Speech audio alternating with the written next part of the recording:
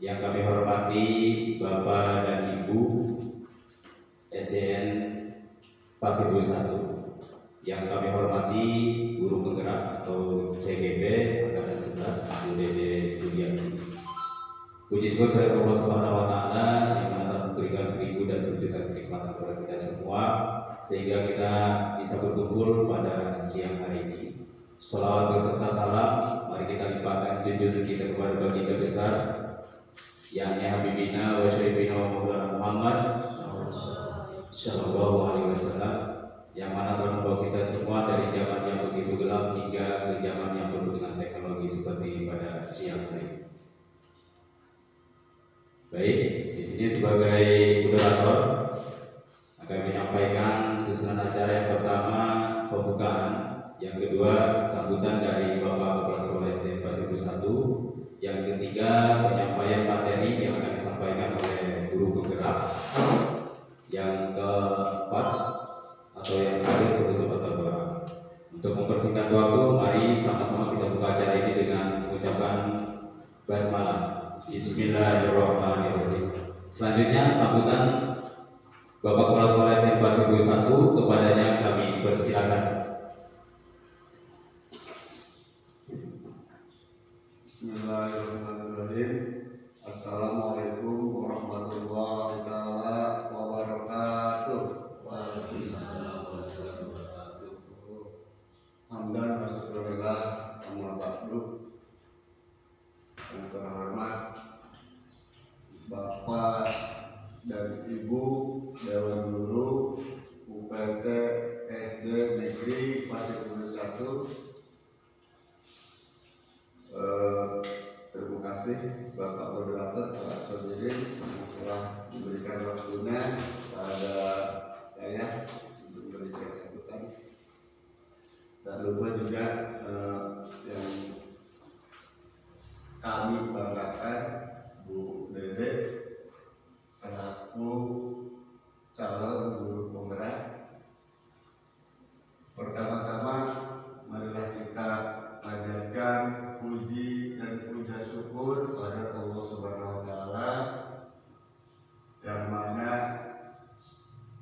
pada hari ini telah memberikan kesehatan kepada kita semua sehingga kita dapat mengikuti atau melaksanakan kegiatan diseminasi budaya positif yang dilaksanakan oleh Bu Dede selaku calon guru penggerak.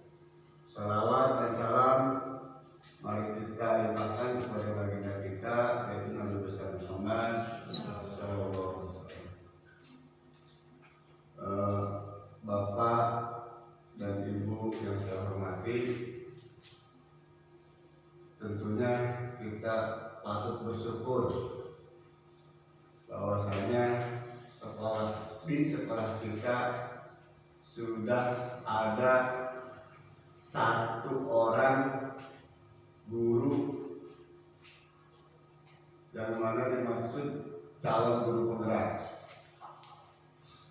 yang sekarang sedang melaksanakan pendidikan guru penggerak. Ya walaupun ya sekolah kita tentunya sudah ketinggalan beberapa gelombang ya. Cuma alhamdulillah tahun ini sekolah kita ada satu orang guru dari masuk ke calon guru penggerak. Dan juga kita bersyukur bahwa masih ada 2 orang yang masuk ke daftar tunggu ya, kalau daftar tunggu mah. Yaitu yang sudah lulus tinggal mengikuti pendidikan guru penggerak, yaitu Pak Peman dan Pak Beli. Dan saya harapkan juga mudah-mudahan nanti selanjutnya kita semua bisa mengikuti itu ya. Kalau nanti ke depannya ada lagi dibuka lagi untuk calon guru penggerak, jangan sampai kelewat atau ketinggalan. Kita dapat kita ikuti ya, jangan merasa wah berat jadi calon guru penggerak, kita ikuti. Insya Allah kalau kita sudah mengikuti dengan senang hati itu akan terasa ringan. Pada acara hari ini yaitu Bu Dede menyelenggarakan atau mengadakan yaitu aksi nyata dalam modul satunya, yaitu diseminasi budaya positif, di mana diseminasi budaya positif ini dilaksanakan oleh calon guru penggerak, di mana budaya positif itu perlu sekali dimiliki oleh semua tenaga pendidik, ya.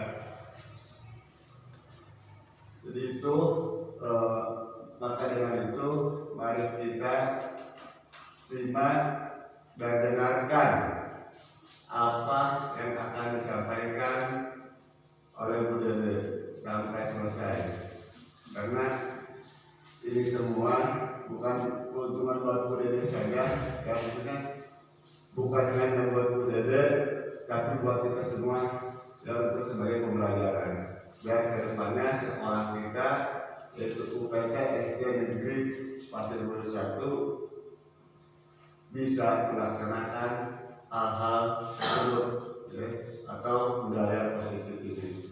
Mungkin itu aja sambutan dari saya. Kurang lebihnya mohon maaf. Wassalamualaikum warahmatullahi wabarakatuh. Waalaikumsalam warahmatullahi wabarakatuh. Terima kasih kepada Bapak Kepala Sekolah SD Pasir Bulu 1 yang sudah memberikan sambutan dan arahannya. Baik, selanjutnya yaitu pemaparan dari narasumber CGP yang akan disampaikan oleh Ibu Dede Juliani. Kepada kami persilakan.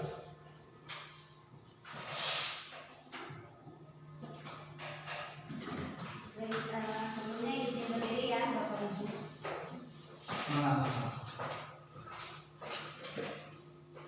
Baik, assalamualaikum warahmatullahi wabarakatuh. Pertama-tama saya ucapkan terima kasih kepada Pak Sudin selaku moderator.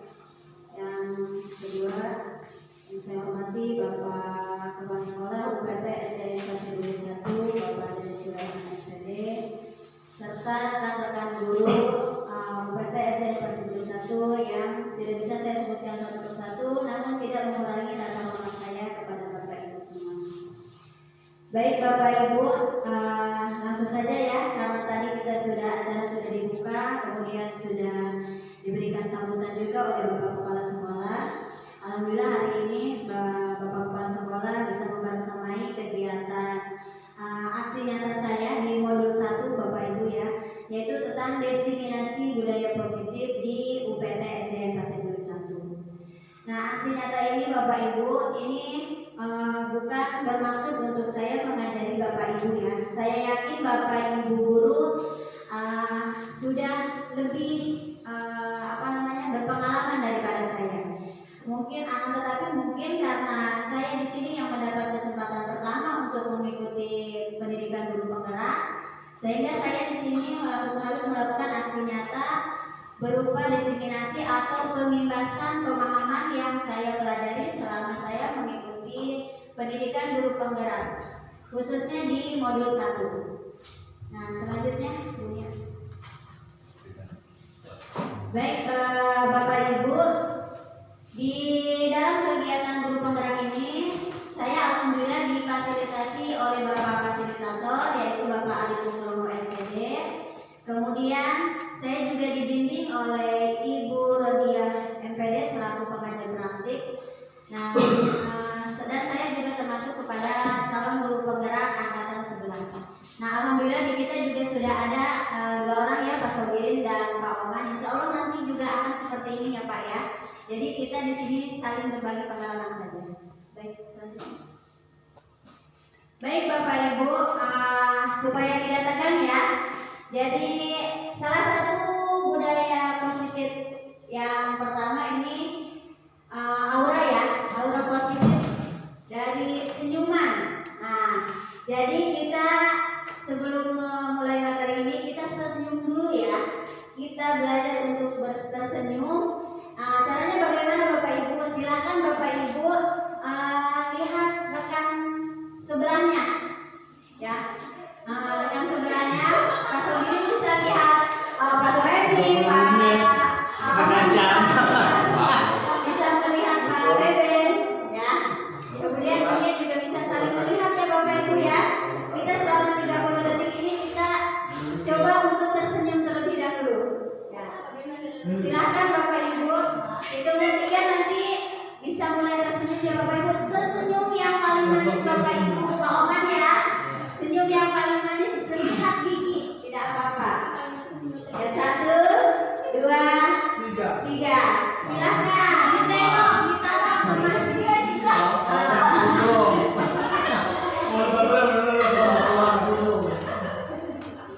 Ya, ditatap Pak Bebennya Pak Umar. Sudah Bapak Ibu. Nah, ya, secara tidak langsung dengan kita menatap wajah rekan-rekan kita, ini juga memberikan dampak yang positif buat kita ya Bapak Ibu ya. Nah, ini juga bisa kita terapkan ke anak murid kita Bapak Ibu ya. Jadi di sela-sela kita sedang belajar, ketika anak-anak sudah mulai jenuh, kita bisa nih pakai sleeping ini ya. Jadi supaya tidak menonton, betul Pak Umar, supaya kegiatan kita juga anak-anak bisa ceria lagi gitu. Ketika anak-anak sudah suntuk, kita bisa nih pakai ini ya. Mereka saling tatap tuh. Jadi nanti semangat belajarnya timbul kembali ya. Selanjutnya Bu ya. Baik Bapak Ibu, sebelum ke materi ini ada kesepakatan forum desiminasi ya. Ada beberapa poin, sengaja di situ poinnya tidak saya penuhi semua, takutnya ada tambahan dari Bapak Ibu ya. Nah, pertama ini kesepakatan artinya berarti ini ketika kita melaksanakan kegiatan ini yang pertama yaitu kita harus menghargai siapapun yang berbicara. Gitu ya. Setuju nggak Bapak Ibu? Setuju. Ya. Jadi mau itu Bapak kepala sekolah ataupun rekan guru yang lain ataupun saya yang berbicara, itu kita harus selalu menghargai. Gitu. Kemudian yang kedua, menjadi pendengar yang baik. Artinya ketika ada yang berbicara maka yang lainnya mendengarkan, begitupun sebaliknya. Setuju Bapak Ibu? Setuju. Oke, selanjutnya berpartisipasi aktif dalam kegiatan. Artinya ketika nanti penyampaian materi, apabila diperlukan untuk berpendapat ataupun menyampaikan hal-hal yang ingin disampaikan, boleh ya Bapak Ibu ya. Jadi kita belajar untuk berpartisipasi aktif. Selanjutnya mengangkat tangan jika ingin berpendapat. Nah, ini merupakan kesepakatan yang terakhir yang saya buat. Jadi ketika kita mau berbicara supaya supaya bisa saling menghargai, jadi bisa mengangkat tangan terlebih dahulu. Dari keempat kesepakatan kelas ini, kesepakatan desiminasi ini, apakah perlu ditambahkan atau dikurangi Bapak Ibu? Ditambahkan. Ditambahkan boleh Pak. Mau ditambahkan apa lagi Pak? Jangan memotong pembicaraan orang lain sebelum selesai. Baik, jangan memotong pembicaraan ketika orang lain belum selesai gitu ya Pak ya. Oke, berarti itu masuknya ke yang ke-1 ya Pak ya. Bisa masuk ya, menghargai siapapun yang berbicara. Jadi saling mendengarkan terlebih dahulu ya Pak ya. Oke, ada lagi Pak Wan? Cukup? Oke, kalau cukup berarti kesepakatan kelas ini semuanya setuju Bapak Ibu? Setuju. Oke, kalau setuju berarti boleh dilanjut Bu ya. Baik Bapak Ibu, di budaya positif ya, seorang guru yang baik itu harus memiliki kemampuan dalam mewujudkan budaya positif. Ya, budaya positif di mana ya? Tentunya budaya positif di sekolah. Budaya positif tersebut dapat dijalankan dengan menerapkan konsep-konsep inti. Jadi ini adalah 7 poin yang ada di kegiatan budaya positif. Salah satunya yaitu disiplin positif, kemudian ada nilai-nilai kebajikan, motivasi perilaku manusia, keyakinan sekolah atau kelas, kebutuhan dasar manusia, posisi kontrol restitusi, dan segitiga restitusi. Insya Allah nanti ini akan per poin saya akan coba untuk paparkan Bapak Ibu ya. Oke, selanjutnya. Oke, disiplin positif.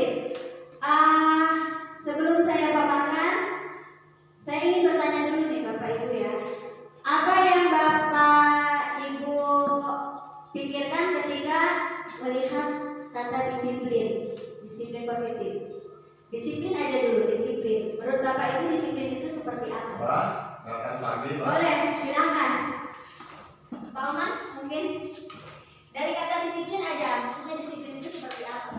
Disiplin. Baik, saya mencoba untuk menjawab tentang disiplin.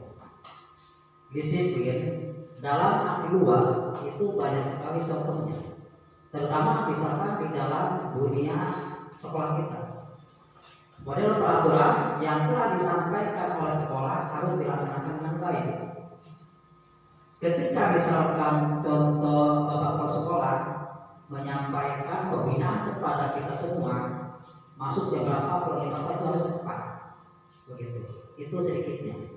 Luasnya banyak sekali dalam peraturan di sekolah ini membanggakan. Itu. Terima kasih. Baik, terima kasih Pak Oman atas pendapatnya. Ada lagi Bapak Ibu? Boleh, Mas Abidin. Baik, mencoba menjawab juga. Disiplin menurut saya pribadi itu mentaati peraturan yang sudah dibuat, kemudian menjalankan tata tertib yang sudah dibuat. Itu salah satu disiplin untuk menurut saya. Tidak tahu kalau menurut rekan-rekan. Gitu. Baik, cukup ya 2 orang dulu ya untuk ini. Tenang, masih ada ya Bapak Ibu, masih banyak, nanti kita bisa sharing lagi ya. Betul sekali ya yang disampaikan oleh Pak Oman dan Pak Sobirin. Disiplin itu pasti sangat kental kaitannya dengan namanya peraturan ya Bapak Ibu ya. Jadi tapi disiplin yang dimasukkan ke dalam budaya positif ini adalah disiplin positif, disiplin atau yang tertanam atau keluar dari diri sendiri. Artinya bukan atas kesadaran sendiri. Jadi makanya kenapa disebut disiplin positif, karena itu harus muncul dari diri kita sendiri ya, bukan karena adanya suatu aturan itu gitu. Jadi disiplin di sini itu masuk ke dalam kita mengikuti peraturan, betul apa yang disebutkan sama Pak Oman dan Pak Sobirin, tapi itu mengikuti peraturannya itu atas dasar kesadaran sendiri, seperti itu. Boleh dilanjut dunia. Nah, jadi disiplin positif itu merupakan suatu cara penerapan disiplin yang mengajarkan anak bertanggung jawab dan menunjukkan kesadaran diri berdasarkan nilai-nilai kebajikan. Nilai-nilai kebajikan itu seperti apa Bapak Ibu? Nilai-nilai kebajikan itu seperti nilai bertanggung jawab, kemudian rasa senang, kemudian gotong royong, terus pokoknya yang bernilai-nilai kebaikan ya. Jadi salah satu disiplin positif yang harus kita tanamkan kepada anak-anak yaitu dengan cara menumbuhkan dari kesadaran diri mereka. Nah, ini bisa nggak Bapak Ibu kita terapkan di sekolah kita? Bisa. Menurut Bapak Ibu? Bisa. Bisa ya? Bisa, terutama dengan kita mengimplementasikan atau menerapkan profil pelajar Pancasila gitu. Jadi di dalam profil pelajar Pancasila itu sudah ada nilai-nilai kebajikan yang harusnya kita bisa tanamkan di dalam kegiatan disiplin positif ini. Selanjutnya, nah, disiplin positif lebih ke arah disiplin diri yang dapat mengontrol diri dalam melakukan segala tindakan. Jadi artinya disiplin positif di sini adalah untuk lebih mengontrol diri kita. Mengapa kita harus melaksanakan suatu peraturan itu karena supaya ada pengontrol di dalam diri kita gitu. Kalau tidak ada suatu aturan ya, atau tidak ada suatu kesepakatan, maka tidak akan ada kontrol diri di dalam diri kita. Istilahnya kalau bahasa kasarnya seenaknya gitu ya Bapak Ibu ya. Nah, makanya harus ada yang namanya suatu peraturan yang dimasukkan ke dalam disiplin positif. Selanjutnya. Nah, ketika kita menerapkan disiplin positif ini dapat membuat murid kita memahami dan menyadari berdasarkan motivasi internal. Motivasi internal ini motivasi yang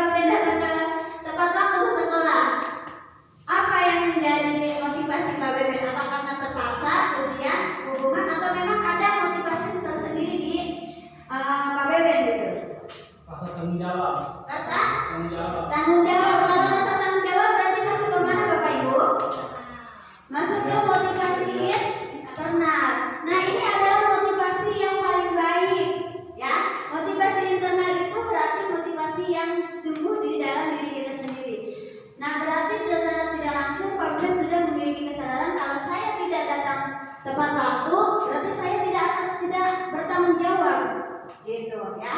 Jadi bukan karena paksaan, pujian ataupun hukuman ya Bapak Ibu ya, bukan supaya dapat pujian dari Bapak Kepala Sekolah ya Pak ya. Kalau tidak lari, jadi harus bertanggung jawab guru itu. Biarpun kepala sekolah tidak bicara apa-apa, kalau kita datang siang, tetap nanti akan dipertanggungjawabkan dia. Iya. Keren ya. Jadi secara tidak langsung ya Pak Ben sudah memiliki motivasi internal ya. Jadi merasa tidak terpaksa sekarang Bapak ya. Kalau mungkin jujur Bapak Ibu, kalau pas awal-awal saya masuk ke sini itu mungkin karena pertama takut hukuman ya. Kalau saya datangnya telat risiko pengawas atau misalnya takut sama pengawas nanti saya istilahnya dikasih catatan atau apa, atau enggak misalnya saya lagi datang tepat waktu nih, saya pengen supaya dapat pujian dari kepala sekolah. Awal-awal seperti itu Pak, saya manusiawi ya Bapak Ibu ya. Tapi kalau misalkan ini kita bisa ubah dengan cara kita menimbulkan motivasi internal dari diri kita sendiri ya Bapak Ibu ya. Jadi mudah-mudahan kita setelah mempelajari budaya positif ini, kita semuanya memiliki motivasi internal. Artinya kita datang ke sekolah itu memang untuk anak murid kita ya, datang tepat waktu ke sekolah bukan karena paksaan, pujian ataupun suatu hukuman. Boleh? Nah Bapak Ibu, nilai-nilai kebajikan ya. Nilai-nilai kebajikan ini adalah nilai-nilai yang harus kita terapkan kepada anak murid kita, yaitu tentang nilai-nilai kebaikan. Nah, seperti yang tadi sudah saya sampaikan Bapak Ibu ya, sebenarnya kita secara tidak sadar atau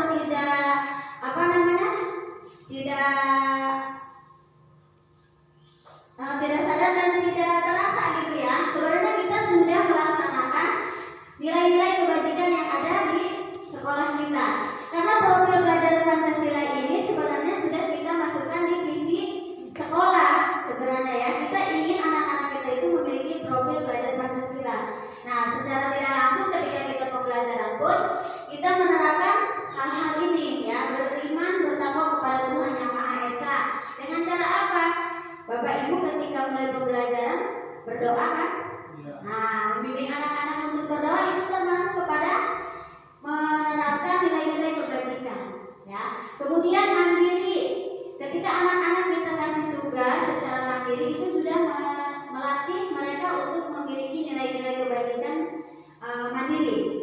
Kemudian berkebinekaan global, artinya mereka bisa bersosialisasi dengan temannya, dengan guru, kemudian dengan orang tua ya. Kemudian bergotong royong. Nah ya, melaksanakan piket secara bersama-sama di kelas itu sudah termasuk gotong royong ya. Ketika Bapak Ibu bilang, ayo anak-anak piketnya sama-sama. Nah itu berarti kita sudah belajar menerapkan nilai-nilai kebajikan gotong royong Bapak Ibu ya. Mungkin cuma kita belum tahu bahwa apa yang kita sampaikan kepada anak-anak itu adalah nilai-nilai kebajikan. Kita mungkin hanya pahamnya bahwa itu tuh sebuah sebuah kebutuhan atau sebuah tugas ya. Jadi membimbing istilahnya seperti itu. Padahal ini sebenarnya penanaman juga Bapak Ibu ya. Saya yakin Bapak Ibu ketika mengajar ataupun ketika melaksanakan pembelajaran di kelas ini sudah terlaksanakan. Cuma memang mungkin belum tahu bahwa ini tuh masuk ke dalam nilai-nilai kebajikan Bapak Ibu ya. Jadi alhamdulillah ya, untuk pembelajaran mungkin kita sudah menerapkan nilai-nilai kebajikan yang ada di program belajar Pancasila. Ya, mudah-mudahan kita bisa memaksimalkannya Bapak Ibu ya. Selanjutnya, motivasi perilaku manusia. Nah, setiap manusia ketika melakukan suatu tindakan pasti punya motivasi ya Bapak Ibu ya. Boleh dilanjut. Ada 3 motivasi perilaku manusia ya, termasuk kita Bapak Ibu. Jadi ketika kita sebagai guru ya datang ke sekolah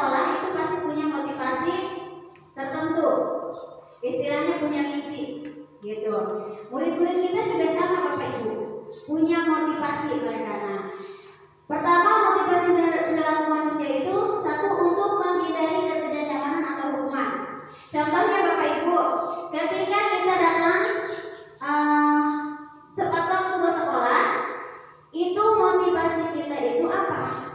Nah, ya ketika tadi kata Pak Beben, saya karena bertanggung jawab. Nah, kalau bertanggung jawab berarti masuk ke motivasi yang mana Bapak Ibu? Yang pertama, yang kedua, apa yang ketiga? Yang ketiga. Betul, ya Pak Wawan ya. Berarti secara tidak langsung dari Pak Wawan sudah apa namanya menelaah dari ketiga motivasi ini ya. Jadi motivasi Pak Beben tadi datang ke sekolah tepat waktu karena saya bertanggung jawab, merasa bertanggung jawab kepada sekolah. Berarti Pak Beben sudah masuk ke motivasi perilaku yang ketiga, menjadi orang yang ingin menghargai diri sendiri ya. Ketika kita melakukan hal yang positif, pasti kita nanti akan dapat hal yang positif juga ya. Jadi itu secara tidak langsung kita menghargai diri kita. Kalau kita datangnya ke sekolah siang, secara tidak langsung kita tidak menghargai diri kita. Kenapa? Karena nanti pasti akan ada omongan dari yang lain ya. Jadi istilahnya nanti diri kita akan mendapatkan hal-hal yang negatif gitu Bapak Ibu ya. Jadi secara tidak langsung kita malah membuat diri kita menjadi tidak baik gitu.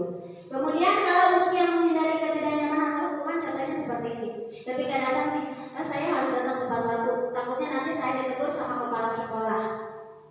Nah itu maksudnya berarti motivasinya bukan karena motivasi bertanggung jawab atau motivasi untuk menghargai diri sendiri, tapi karena motivasi untuk menghindari ketidaknyamanan biar tidak dihukum atau tidak kena teguran dari kepala sekolah gitu. Akhirnya datang tepat waktu gitu. Yang kedua, untuk mendapatkan imbalan atau penghargaan dari orang lain.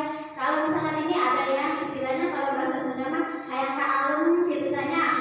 Nah jadi biasanya ada juga yang punya motivasi seperti itu ya. Nah itu yang untuk kita sebagai guru, tapi untuk murid-murid kita sama Bapak Ibu. Ada yang ke sekolah untuk menghindari ketidaknyamanan atau hukuman ya. Kalau saya tidak sekolah 5 kali tidak masuk, takutnya nanti saya tidak naik kelas. Berarti itu dia punya motivasinya karena supaya tidak kena hukuman atau supaya tidak menghindari ketidaknyamanan.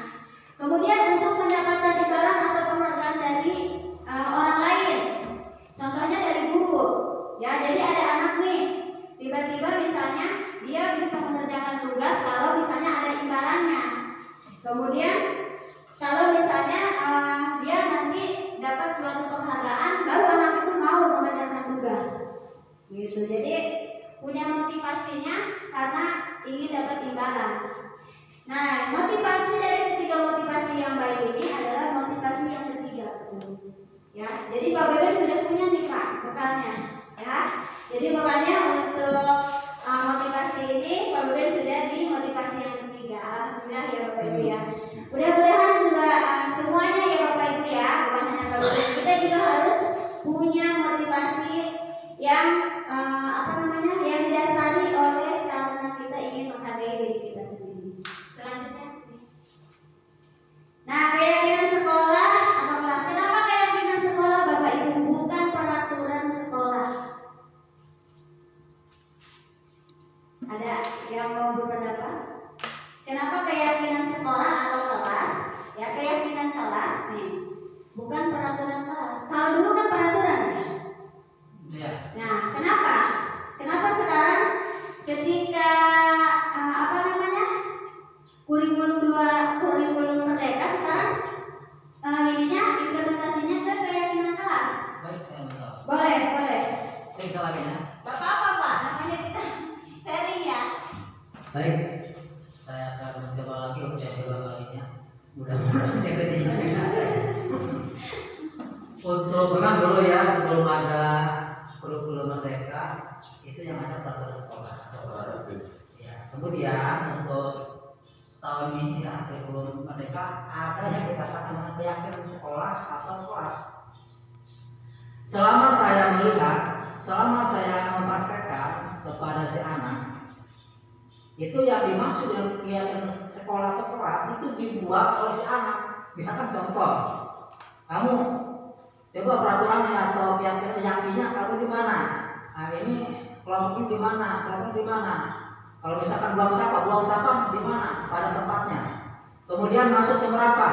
Siapa? Saya masuk menuliskan jam 7.15 sudah di sini. Gitu. Kemudian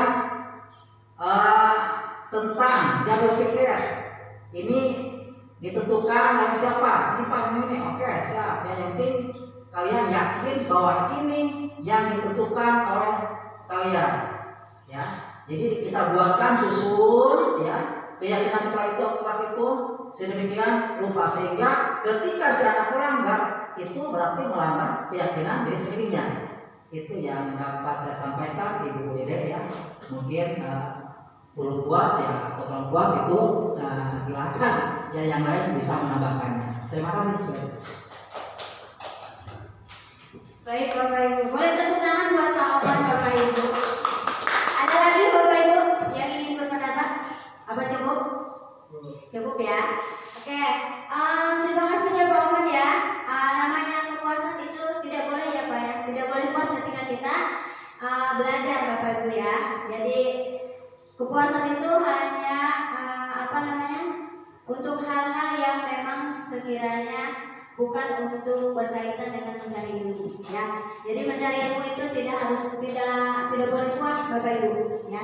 Betul kata Pak Oman ya Pak Oman ya. Kalau tanya puas atau dengan jawaban Pak Oman, saya tidak puas Pak Oman. Jadi ininya nanti kita saling belajar lagi Pak Oman ya. Saling lagi. Saya belajar dari Pak Oman nanti, kemudian nanti dari yang lainnya juga ya Bapak Ibu ya.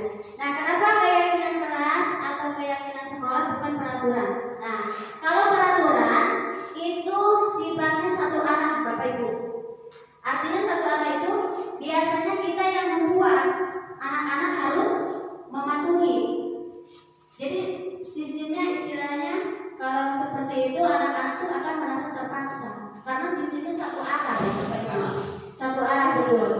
Dan biasanya berisi dengan kalimat-kalimat negatif.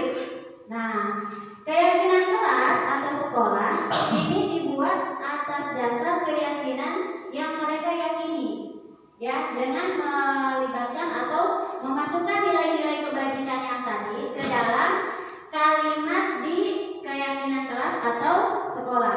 Alhamdulillah Bapak Ibu di kelas saya sendiri saya sudah belajar untuk membuat keyakinan kelas ya yang mungkin nanti bisa ditampilkan ada di slide selanjutnya ya. Selanjutnya dulu Bu ya. Nah, ketika kita membuat keyakinan kelas, kita berperan dalam mewujudkan terbentuknya keyakinan kelas dengan adanya kesepakatan antar guru dan murid. Jadi ketika kita membuat suatu keyakinan kelas, ini kita membuatnya tidak sendiri Bapak Ibu. Jadi bersama-sama dengan murid-murid kita. Ya. Jadi pertama tahapannya yaitu kita membimbing anak-anak murid kita untuk membuat suatu kalimat yang mereka yakini. Contoh misalnya silakan anak-anak tuliskan mau dibuatkan peraturan nggak apa-apa Pak. Pertamanya mau membuatkan tata tertib atau peraturan kelas seperti apa kelas kita nih. Nah setelah itu nanti kan anak-anak nulis tuh. Ada yang mungkin nulisnya masuk ke sekolah tepat waktu, kemudian jangan membuang sampah. Pasti anak-anak menulisnya seperti itu kan Bapak Ibu ya. Nah setelah seperti itu kita bimbing anak-anak Bapak Ibu. Kita bimbing mereka untuk membuatnya ke dalam kalimat yang lebih positif. Nah proses itulah yang dimana kita ketika membimbing itu adalah sambil menerapkan nilai-nilai kebajikan yang tadi. Ketika misalnya tadi ada anak-anak yang tulis jangan buang sampah sembarangan. Nah, itu kita bisa membuat kalimatnya lebih positif. Contohnya misalnya menjaga kebersihan kelas. Jadi kalimatnya lebih positif. Jadi jangan ada kata jangan. Kalau jangan berarti itu masih konotasinya negatif, Bapak Ibu. Ya, jadi peraturan kelas biasanya kebanyakan jangan, tidak boleh seperti itu ya. Tapi kalau keyakinan kelas itu dibuat dengan kalimat yang lebih positif dan anak-anak meyakini itu.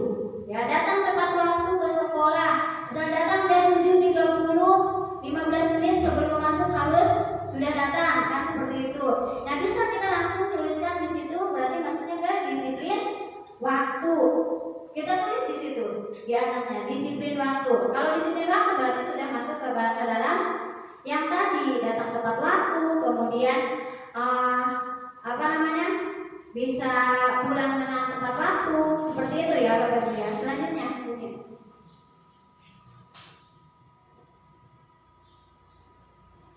Nah, seperti yang saya sampaikan tadi ya Bapak Ibu ya. Jadi keyakinan sekolah atau kelas berupa pernyataan-pernyataan universal yang mudah diingat, dipahami dan diterapkan di lingkungan sekolah. Artinya kalimatnya dibuat lebih simpel, kemudian lebih universal, artinya lebih jangkauannya lebih luas. Jadi supaya tidak merasa anak itu dikekang oleh suatu peraturan. Nah, ini Bapak Ibu contoh keyakinan kelas 5 yang sudah saya buat dengan anak-anak ya. Itu ada 8 poin yang sudah saya buat bersama anak-anak kelas 5. Disiplin waktu, di situ masuk ke dalam datang tepat waktu, pulang tepat waktu ya. Kemudian belajar dengan gembira dan semangat.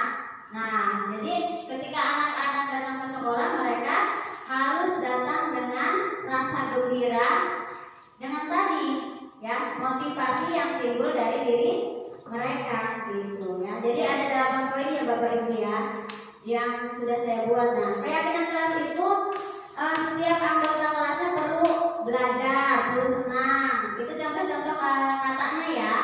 Kemudian selalu bersikap positif, senantiasa menjadi diri terbaik. Jadi kalimat-kalimat positif ya Bapak Ibu ya. Kalau di keyakinan kelas. Kalau di peraturan kelas biasanya itu ada kalimat-kalimat negatif seperti kata jangan, tidak boleh, kemudian apalagi ya. Pokoknya yang konotasinya negatif. Di keyakinan kelas itu dihilangkan Bapak Ibu ya. Nah, ketika anak-anak dibuatkan keyakinan kelas atau sekolah ini, anak-anak sudah yakin. Mereka kenapa yakin? Karena kita buatnya bersama anak-anak. Kalau peraturan kelas biasanya kita sendiri yang buatnya. Anak-anak harus datang jam segini, pulang jam segini, gitu tuh ya. Lanjut ini. S-tricking dulu ya Bapak Ibu ya. Oke, S-trickingnya adalah kita akan mengamati suatu gambar. Silakan Oke, di gambar ini Bapak Ibu silakan dilihat, kemudian diperhatikan ada berapa gambar yang Bapak Ibu lihat. Ada 4, 5, 6. Dan ada 4, Pak Amon bilang 4. Bapak kepala sekolah bilang ada berapa Pak? 5. Ada 5. Saya 6. Oke. Dunia berapa? 8. Kemudian Pak Bebe? Ini 8.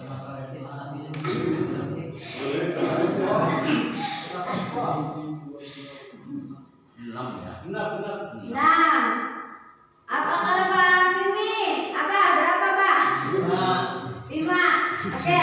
Tapi di sini saya ingin dengar Pak dari Abah dulu ya atau Pak Mimi ya. Coba yang Abah lihat atau Abah perhatikan dari gambar yang di depan itu ada gambar apa saja? Silakan disebutin. Biasanya itu di Buri. Maju Pak. Ya. Maju. Boleh. Yang saya lihat ada curut apa itu ya? Curut. 2. Boleh deh maju Pak sambil tunjuk gambarnya. Anjing. 4 Anjing. kuda, 6 gajah. 1 curut, 2 kucing, 3 anjing, 4 kuda, 5 gajah. Ikannya berapa? Ikannya ada 2. Ada tanaman ya. Oke, berarti tadi ada berapa? Ada 5. 5. Ada 5 ya, ada 5. Oke, sekarang kita mau dengar dari Bapak Kepala Sekolah ya. Oke, dari Bapak Kepala Sekolah di gambar ini ada berapa gambar Pak? Kemudian boleh disebutkan ya Pak gambarnya. 5. Ada gajah, kambing, anjing, kelinci, sama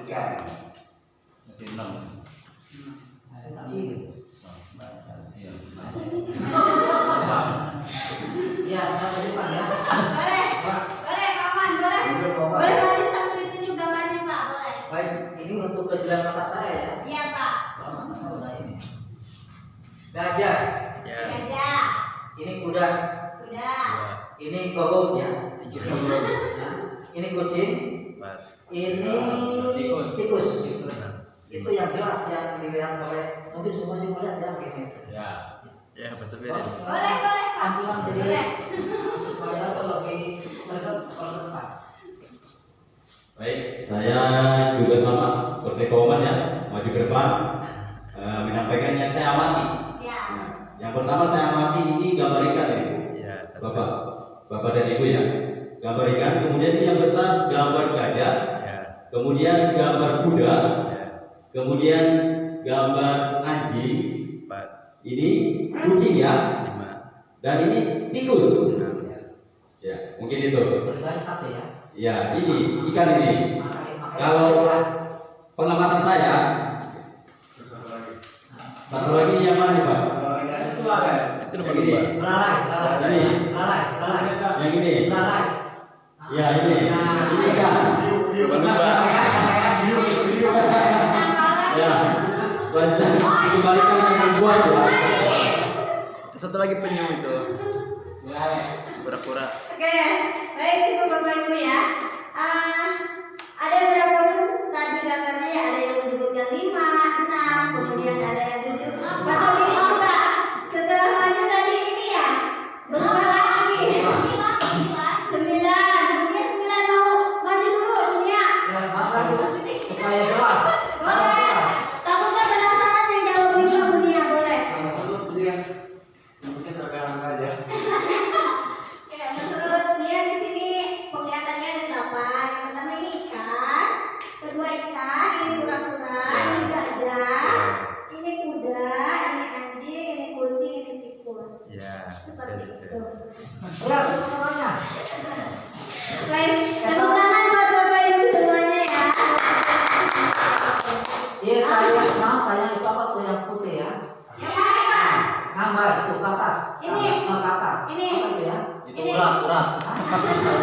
Coba kelihatan Pak Oman apa? Kemudian itu kayak apa ya?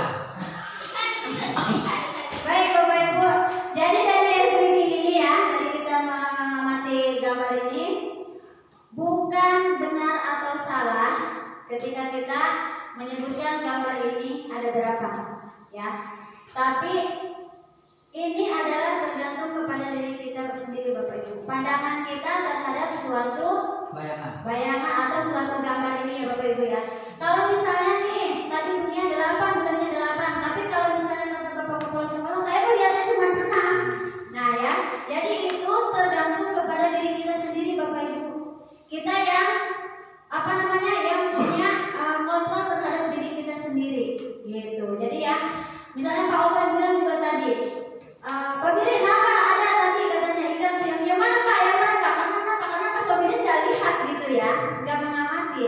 Tapi mungkin Bapak Ibu sebenarnya juga ya, tadi ada buaya juga ya Bapak Ibu ya. Nggak kelihatan ada buaya Bapak Ibu. Kemudian ini juga ada burung, ya ada burung. Kemudian ekornya ini adalah ular, ya. Jadi berapapun hewannya ya yang kita lihat itu adalah berarti sesuai dengan pandangan kita masing-masing Bapak Ibu. Salah nggak yang jawab 5? Tidak Bapak Ibu. Ya, yang jawab 8 tidak. Ya, jadi tidak, bukan benar salahnya. Saya sendiri pun ketika mengamati gambar ini melihatnya pertama kali ketika melihat gambar ini betul 5, tapi ketika saya pandang lagi atau amati lagi makin bertambah lagi. Jadi seperti itu Bapak Ibu ya. Jadi ketika tadi Pak Oman bilang 5, tapi ternyata Pak Sobirin punya pandangan lain, akhirnya oh iya ternyata masih ada hewan yang lain lagi. Ketika sudah Pak Sobirin maju, dunia kata dunia nambah lagi, ada lagi tadi. Jadi kita kebuka lagi, oh iya hewan itu tadi saya nggak lihat. Gitu, secara tidak langsung kita saling melengkapi Bapak Ibu ya. Gitu, iya. Jadi bukan untuk mencari siapa yang benar ataupun salah. Selanjutnya dunia. Oke, cukup ya Bapak Ibu SDG-nya ya. Kita lanjut ke kebutuhan dasar manusia. Menurut Bapak Ibu, kalau kebutuhan dasar manusia tidak terpenuhi,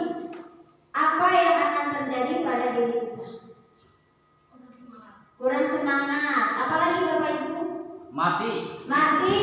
Betul, karena kebutuhan dasar itu ya termasuk kepada kebutuhan pokok ya Pak ya. Oke, selanjutnya ada lagi? Oleng. Bahasa sekarang ya oleng, betul. Galau, betul kata kepala sekolah galau. Kalau Pak Bebek, apa Pak? Kalau kebutuhan dasar manusia nggak terpenuhi, pusing Pak, pusing. Pusing, Pusing. Stres. Betul sekali ya Bapak Ibu ya jawabannya. Sok lanjut dunia. Oke.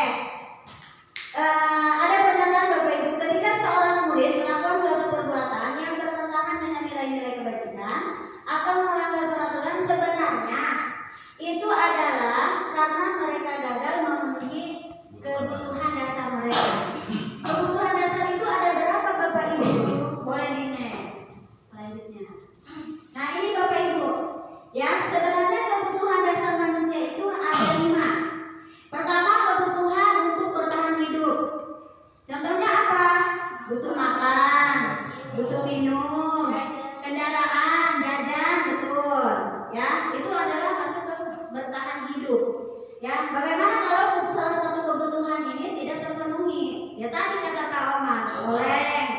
Kata Bapak Kemse katanya galau. Kata Pak Beben, gak semangat, stres, gitu ya. Ya terus kemudian kebutuhan yang kedua, kasih sayang dan rasa diterima. Ya, kasih sayang dari siapa? Nah, kasih sayang dari keluarga, kemudian pasangan mungkin ya, suami istri gitu tuh, dari anak. Kalau murid dari siapa? Mungkin dari guru gitu ya. Nah, kemudian kebutuhan penguasaan ya. Artinya nanti ketika kita tidak menguasai suatu hal, itu nanti kebutuhan manusianya ini, kebutuhan kita ini tidak terpenuhi.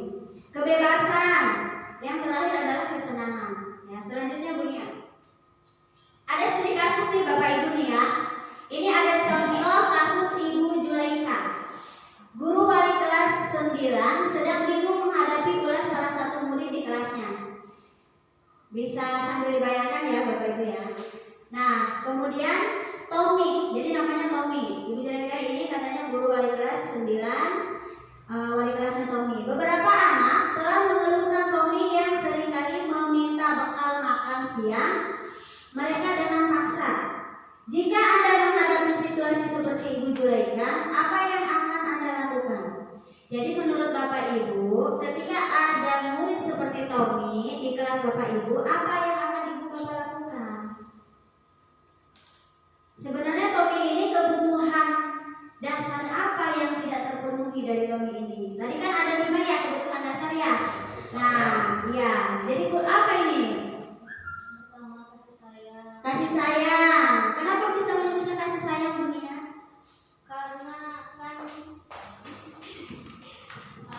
Menurut saya ya, karena mungkin orang tuanya kurang perhatian dari ini kan bekal gitu, bukan bekal buat Tommy gitu kan, jadi kurang perhatian dari orang tua, jadi dia butuh kasih sayang juga. Jadi dia meluapkannya dengan cara seperti itu. Jadi ingin dikasih sayangi oleh ibu gurunya.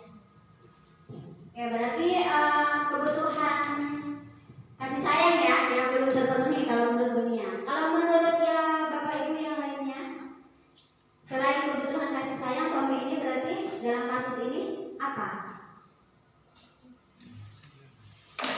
Kebutuhan apa lagi yang Tommy belum terpenuhi gitu?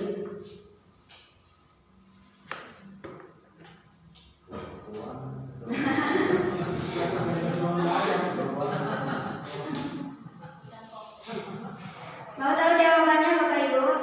Oke, di next punya. Oke, ini alasan Tommy yang pertama ya. Jadi mungkin karena ia lapar dan orang tuanya tidak membawakan bekal makan siang. Jadi betul ya dunia ya. Jadi tidak membawakan bekal untuk Tommy itu berarti masuk kebutuhan dasar ya. Kebutuhan dasar yang pertama yaitu bertahan hidup. Jadi Tommy ke sekolah itu tidak dibawakan bekal karena sehingga Tommy ini tadi meminta bekal teman-temannya karena mungkin dia lapar ya. Jadi dia meminta bekal pada teman-temannya. Jadi kebutuhan untuk bertahan hidupnya dia tidak terpenuhi, betul, tidak terperhatikan. Selanjutnya Bunia, alasan yang kedua, tuh betul tadi yang disampaikan Bunia ya, karena kurang kasih sayang dan rasa diterima, jadi kurang diperhatikan sama orang tuanya. Tommy ke sekolah tidak membawa bekal, kemudian akhirnya dia melakukan hal tersebut gitu. Selanjutnya Bunia, alasan yang ketiga yaitu kekuasaan. Nah, karena temannya jadi takut dengan dia dan menuruti keinginannya, maka sebenarnya Tommy ini sedang memenuhi kebutuhan kekuasaan. Ya, kalau misalnya dia tidak mendapatkan hal yang dia inginkan, ya, maka dia tidak bisa memenuhi kebutuhannya. Gitu. Jadi dia merasa berkuasa, akhirnya dia minta bekal kepada teman-temannya. Yang selanjutnya, alasan Tommy yang keempat yaitu karena dia merasa bosan, tidak dibawakan bekal sama orang tuanya, akhirnya dia melakukan hal tersebut. Nah, itu juga termasuk kepada Tommy ini kebutuhan kebebasannya belum terpenuhi. Gitu. Selanjutnya, alasan Tommy yang kelima yaitu kesenangan, betul ya. Jadi Tommy melakukan hal itu karena dia ingin mengekspresikan atau senang ketika melihat teman-temannya kesal. Ya, jadi ketika teman-temannya kesal dimintai bekal oleh Tommy malah merasa senang.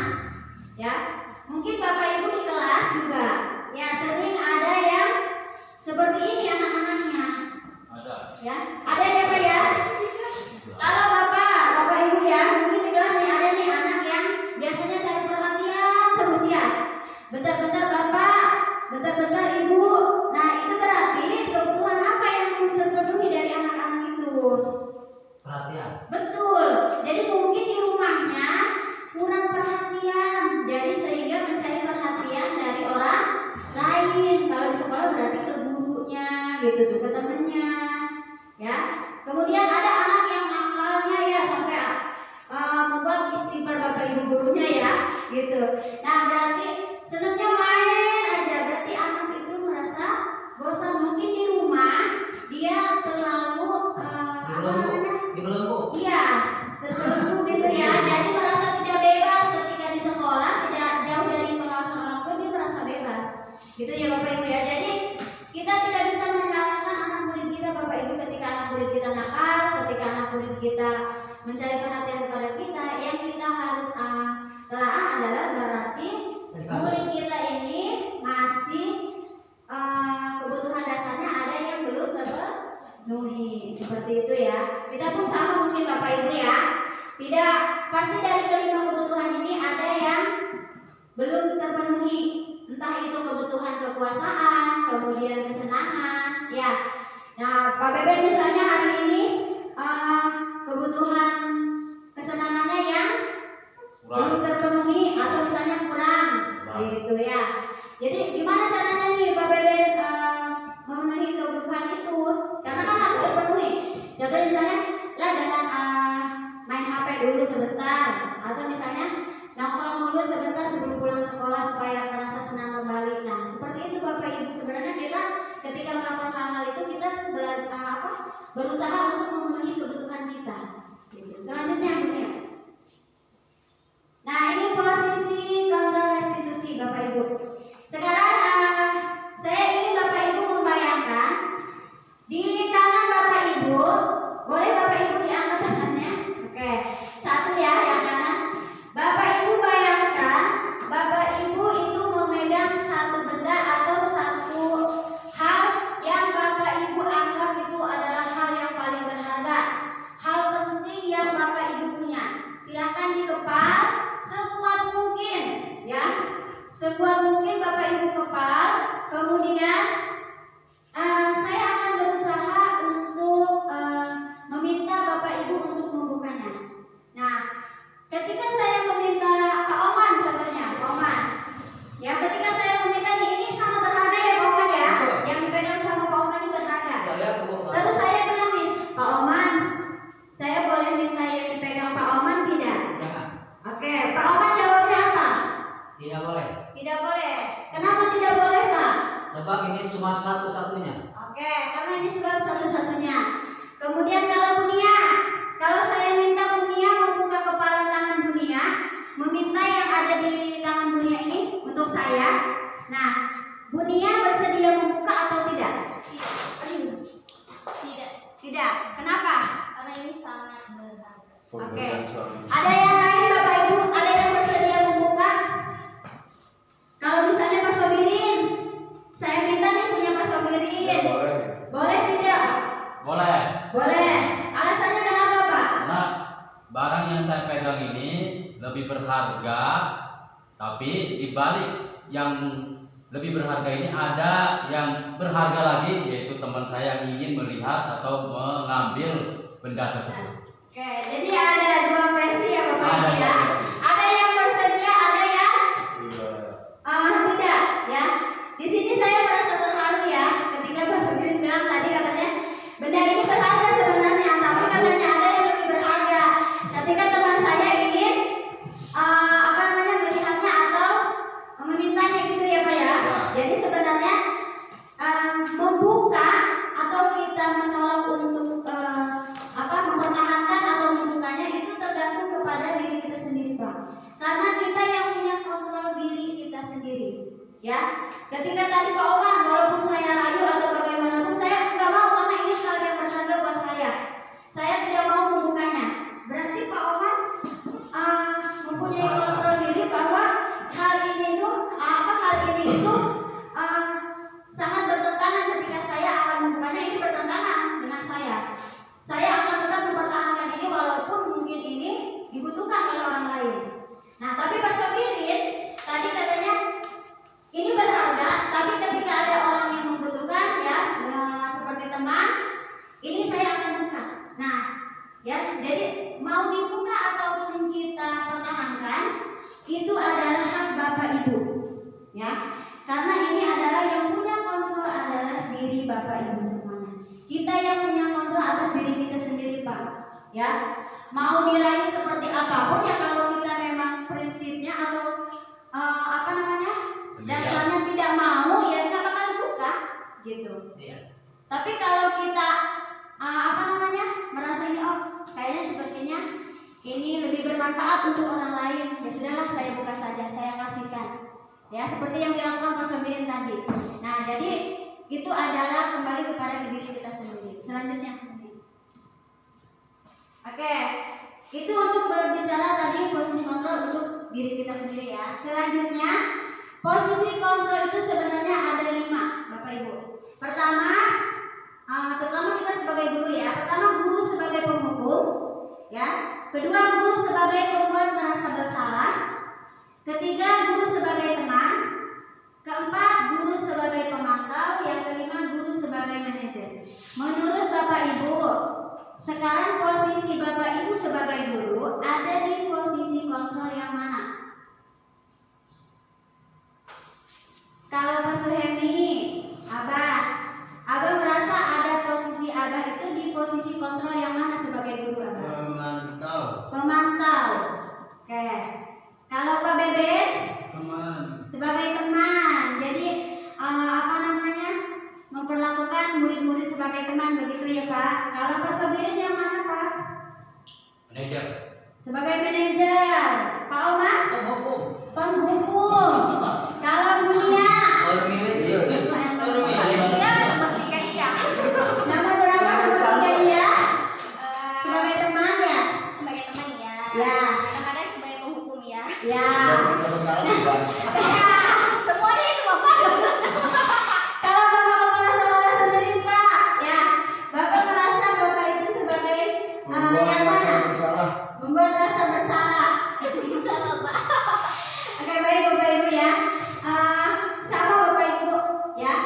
Sebelum saya ikut guru penggerak ini ya, saya merasa saya ini sebagai guru penghukum. Jadi ketika ada anak-anak yang tidak melaksanakan apa yang saya perintahkan, biasanya saya hukum. Hukuman itu Pak biasanya berbentuk spontan. Contoh misalnya ada anak datang terlambat. Kenapa kamu tidak datang terlambat? Ambil tong sampah, buang sampah. Itu termasuk kepada hukuman. Jadi spontan ya Bapak Ibu ya. Anak-anak nggak tahu tuh kalau mau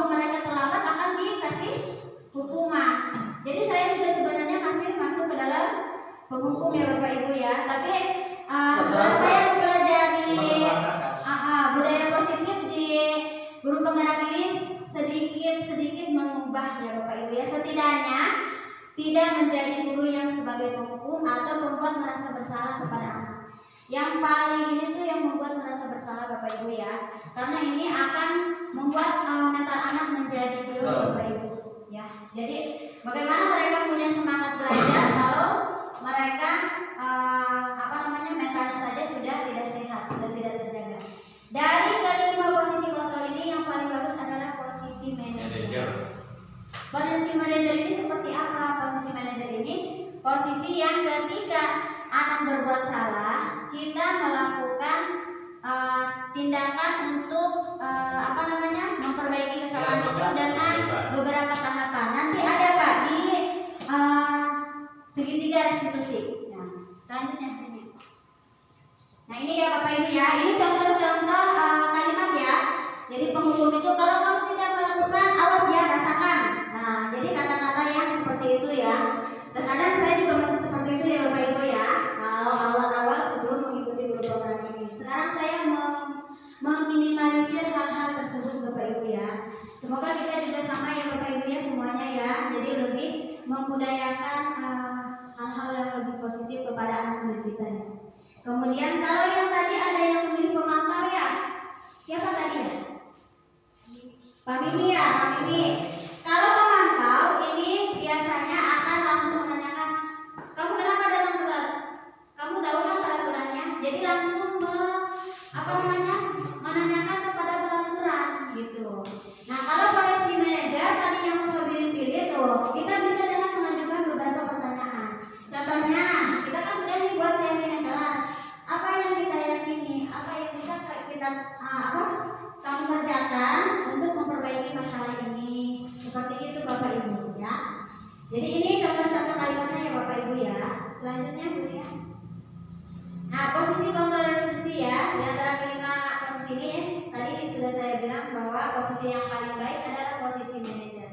Semoga walaupun tidak ke posisi manajer kita bisa ke pemantau lah istilahnya ya, kalau tidak ke teman lah gitu. Jadi bisa membuat menghindari yang penghukum dan merasa bersalah ya, setidaknya seperti itu. Lebih bagusnya kita bisa masuk ke posisi kontrol yang manajer gitu. Ini posisi kontrol paling ideal. Selanjutnya. Oke, ketika kita berada di posisi manajer, kita bisa berbuat sesuatu bersama murid ya. Jadi mempersilahkan murid untuk menyadari sendiri, kemudian bertanggung jawab serta menemukan solusi atas masalah yang mereka lakukan gitu. Selanjutnya.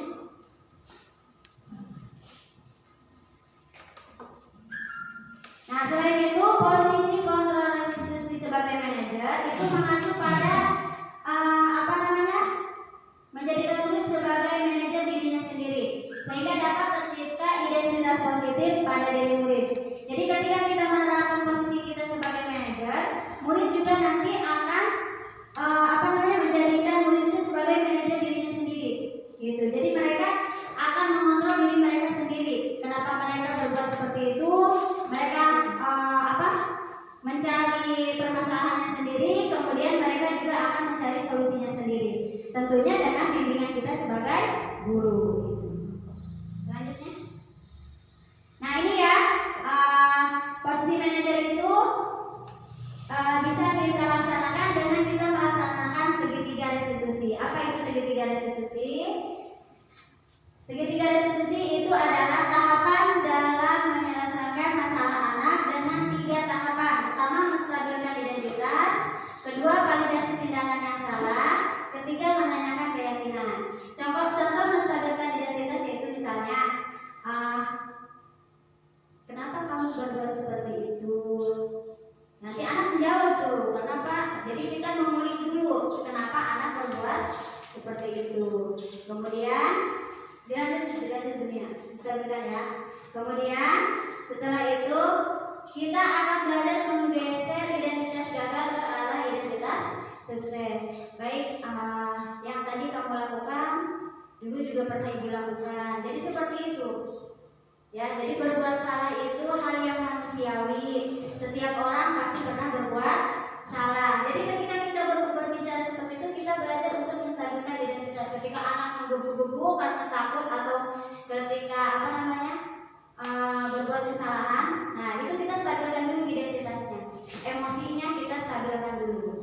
Selanjutnya. Nah itu ya, bentuk berbuat salah itu hal yang manusiawi dengan kalimat-kalimat yang seperti itu ya. Permasalahan ini dapat kita cari solusinya sama-sama gitu. Selanjutnya Bunia. Nah kemudian tindakan yang kedua adalah validasi tindakan yang salah. Contohnya contoh kalimatnya adalah selanjutnya Bunia. Kamu pasti punya alasan kenapa kamu melakukannya. Nanti anak akan cerita tuh Pak. Ya, iya Bu, misalnya. Tadi soalnya saya begini. Kemudian bisa dengan kata yang apa yang penting bagi kamu. Ya, jadi dengan kalimat-kalimat yang bisa membuat anak bercerita secara natural kepada kita Bapak Ibu, jangan tanpa rasa takut. Selanjutnya. Dan yang bagian terakhir adalah menanyakan keyakinan. Nah, kita kan sudah membuat keyakinan kelas. Nah, ini bisa nih nanti ketika kita melakukan segitiga restitusi, menanyakan keyakinan ini. Ketika anak melakukan suatu kesalahan, di akhir kegiatan restitusi itu kita tanyakan keyakinan apa yang sudah kamu langgar. Nanti anak kan bisa menjawab keyakinan menghargai orang lain Bu misalnya. Nah menurut kamu menghargai orang lain itu penting tidak? Nanti anak akan bercerita seperti itu. Secara tidak langsung ketika kita menanyakan keyakinan ini, nanti anak akan mendapatkan solusinya. Ya, selanjutnya. Nah ini ya tuh, ada kalimat-kalimatnya ya. Tuh apa nilai yang kita percaya di sekolah kita. Kemudian idealnya yang seperti itu, gitu ya. Jadi dikembalikan ke anak. Kita hanya memfasilitasi anak atau membimbing anak untuk mencari solusi dari hal tindakan yang mereka lakukan salah tadi. Selanjutnya, nah Bapak Ibu mungkin sampai sini pemahaman saya mengenai budaya positif. Mudah-mudahan ini menjadi hal baik ya dalam pengimbasan aksi nyata saya. Jadi bukan hanya saya berbagi pengalaman atau pemahaman yang saya dapat, tetapi ini juga bisa menjadi motivasi juga untuk Bapak Ibu, untuk saya sendiri, terutama untuk saya sendiri, untuk kita terapkan di sekolah ataupun kelas kita sendiri Bapak Ibu ya. Apa kita mau ada tanya jawab? Apa cukup Bapak Ibu? Kalau cukup mungkin hanya saya minta perwakilan untuk refleksi ya Bapak Ibu ya. 1 atau 2 orang merefleksikan apa yang sudah Bapak Ibu pelajari hari ini dari pengimbasan atau diseminasi yang saya lakukan. Boleh? Siapa? Pak Oman? Refleksi aja Pak. Maksudnya Bapak hari ini apa pengalaman atau pembelajaran apa yang didapat dari kegiatan kita hari ini? Baik, assalamualaikum warahmatullahi wabarakatuh. Waalaikumsalam. Saya akan mencoba mempresentasikan dengan Buya. Refleksi Pak. Refleksi ya. Ya. Jadi setelah saya menyimak apa yang telah disampaikan oleh Bu Lili tadi tentang diseminasi positif, jadi tentang terutama masalah keyakinan kelas. Jadi di mana keyakinan kelas itu dibuat oleh murid ya, kemudian bersama-sama untuk menentukannya dan bisa disepakati oleh kelas tersebut. Kemudian tentang masalah kebutuhan dasar ya. Jadi kita semua tidak terlepas pada kebutuhan dasar ya, di mana itu sangat penting sekali bagi kelangsungan kita, gitu ya. Dan yang terakhir adalah tentang apa tadi, restitusi ya, restitusi ya, itu sangat luar biasa penjabarannya ya.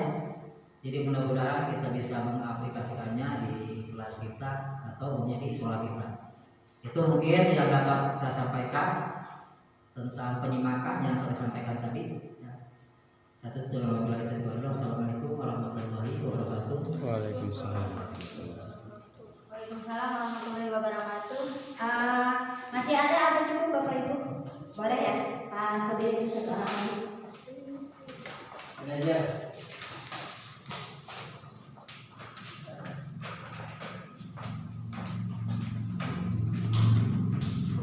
Baik, terima kasih atas waktunya. Yang pertama, saya mengucapkan banyak terima kasih kepada narasumber yang barusan menjelaskan dan memaparkan materi-materinya. Saya pribadi sangat senang dan menerima pengetahuan lebih dalam. Tadi saya menyimak tentang kebutuhan dasar. Ini luar biasa. Ada hukuman yang tadi saya lihat, kemudian ada manajer. Saya menyimak dua ini. Dan hukuman ini saya pahamnya hanya memberikan hukuman dan itu dampaknya ke siswa pasti trauma dibandingkan dengan manajer. Nah, manajer ini saya amati ternyata manajer ini memberikan solusi, memberikan pengarahan ke arah yang lebih baik. Jadi intinya saya sangat senang, bergembira dan saya mengucapkan terima kasih kepada narasumber. Berikan aplaus kepada narasumber. Ya, itu saja. Terima kasih. Assalamualaikum warahmatullahi wabarakatuh. Waalaikumsalam warahmatullahi wabarakatuh. Terakhirnya Bapak Ibu, ucapan terima kasih yang sebesar-besarnya saya ucapkan kepada Bapak Ibu sudah meluangkan waktunya untuk mengikuti kegiatan ini, terutama untuk Bapak Kepala Sekolah ya. Semoga kita tidak puas Bapak Ibu ya. Semoga apa yang saya sampaikan hari ini tidak membuat Bapak Ibu puas. Karena ketika kita puas maka kita akan berhenti untuk belajar. Nah, ketika kita tidak puas maka nanti kita akan terus belajar dan mencari hal baru lagi yang ingin kita pelajari. Seperti itu Bapak Ibu ya.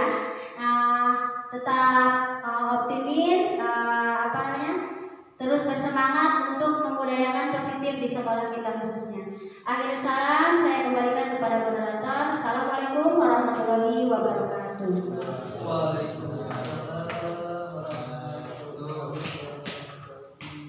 Baik, terima kasih kepada calon guru penggerak yang sudah memaparkan materi yang sangat luar biasa. Selanjutnya penutup atau doa. Mari sama-sama kita tutup